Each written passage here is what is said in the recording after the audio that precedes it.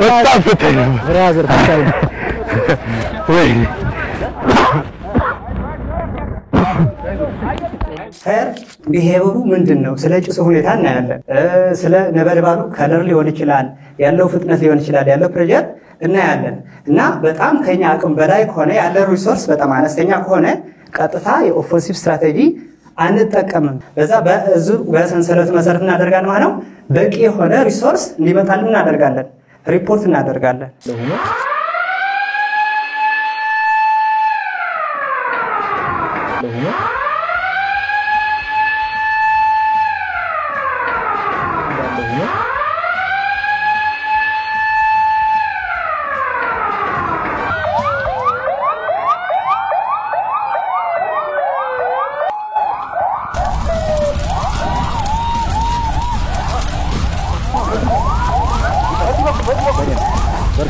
كفايه بابا